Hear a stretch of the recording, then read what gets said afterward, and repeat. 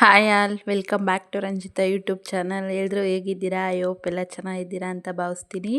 Please ಇನ್ನೂ ಯಾರೆಲ್ಲ ನನ್ನ ಚಾನಲ್ ಸಬ್ಸ್ಕ್ರೈಬ್ ಮಾಡದೆ ನೋಡ್ತಿದ್ರು, ಸೊ ಪ್ಲೀಸ್ ದಯವಿಟ್ಟು ಸಬ್ಸ್ಕ್ರೈಬ್ ಮಾಡಿ ಸಪೋರ್ಟ್ ಮಾಡಿ ಗೈಸ್.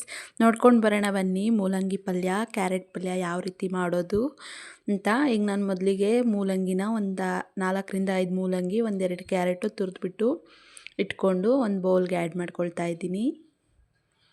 ನೋಡ್ತಿರ್ಬೋದು ನೀವು ಎಷ್ಟು ಚೆನ್ನಾಗಿದೆ ನೋಡೋದಕ್ಕೆ ಅಂತ. ಇನ್ನು ತಿನ್ನೋದಕ್ಕಂತೂ ಹೇಳೋದೇ ಬೇಡ, ಅಷ್ಟು ಟೇಸ್ಟಿಯಾಗಿ ರಸ ಭರಿತವಾಗಿ ಇರುತ್ತೆ ಈ ಪಲ್ಯ. ನೀವು ಮಿಸ್ ಮಾಡದೆ ಮನೇಲಿ ಒಮ್ಮೆ ಟ್ರೈ ಮಾಡಿ ನೋಡಿ ನೀಟಾಗಿ ಎರಡು ಮಿಕ್ಸ್ ಮಾಡಿ ಇಟ್ಕೊಂಡಿದ್ದೀನಿ.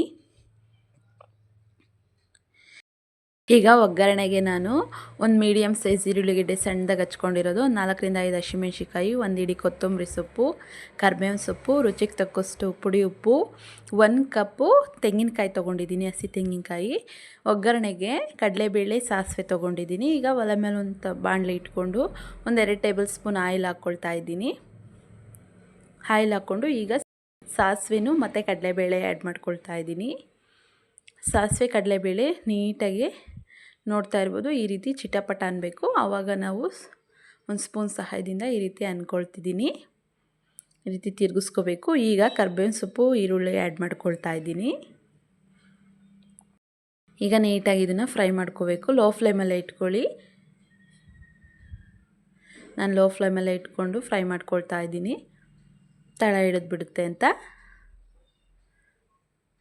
ನೋಡಿ, ಇದು ಆದಷ್ಟು 1-2ರಿಂದ 3 ನಿಮಿಷ ಇದನ್ನು ಈರುಳ್ಳಿ ಮತ್ತು ಕಡಲೆಬೇಳೆ, ಸಾಸಿವೆ, ಕರಿಬೇವಿನ ಸೊಪ್ಪು ನೀಟಾಗಿ ಫ್ರೈ ಮಾಡ್ಕೋಬೇಕು. ಈಗ ಸಣ್ಣದಾಗಿ ಹಚ್ಚಿರೋ ಹಸಿಮೆಣ್ಸಿಕಾಯಿನೂ ಆ್ಯಡ್ ಮಾಡ್ಕೊಳ್ತಾ ಇದ್ದೀನಿ. ಈಗ ಆ್ಯಡ್ ಮಾಡಿಕೊಂಡು 1-2 ನಿಮಿಷ ಇದನ್ನು ಮೀಡಿಯಮ್ ಫ್ಲೇಮ್ನಲ್ಲೇ ಹುರ್ಕೋಬೇಕು.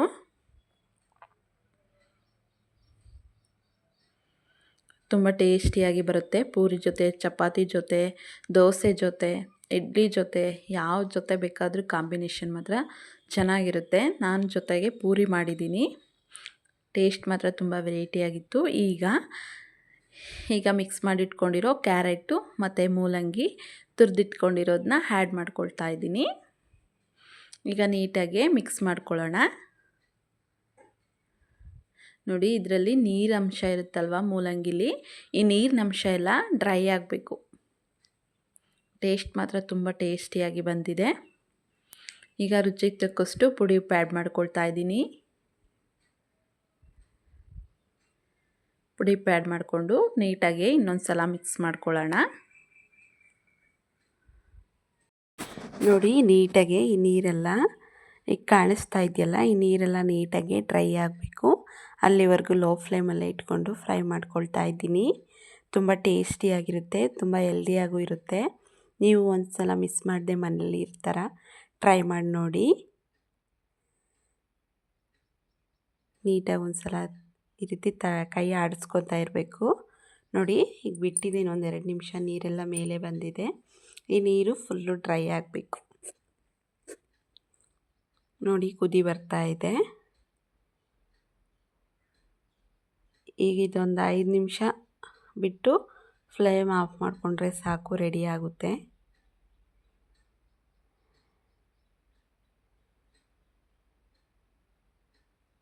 ನೀಟಾಗಿ ಇನ್ನೊಂದು ಸಲ ಮಿಕ್ಸ್ ಮಾಡ್ಕೊಳ್ತಾ ಇದ್ದೀನಿ. ಈಗ ತುರಿದಿಟ್ಕೊಂಡಿರೋ ತೆಂಗಿನಕಾಯಿನ ಆ್ಯಡ್ ಮಾಡ್ಕೊಳ್ತಾ ಇದ್ದೀನಿ. ತೆಂಗಿನಕಾಯಿ ಆ್ಯಡ್ ಮಾಡ್ಕೊಳ್ಳೋದ್ರಿಂದ ಟೇಸ್ಟ್ ಇನ್ನೂ ಸ್ವಲ್ಪ ಹೆಚ್ಚಾಗಿರುತ್ತೆ, ಚೆನ್ನಾಗಿರುತ್ತೆ. ಈಗ ಸಣ್ಣದಾಗಿ ಹಚ್ಚಿಟ್ಟಿರೋ ಕೊತ್ತಂಬರಿ ಸೊಪ್ಪು ಆ್ಯಡ್ ಮಾಡ್ಕೊಳ್ತಾ ಇದ್ದೀನಿ.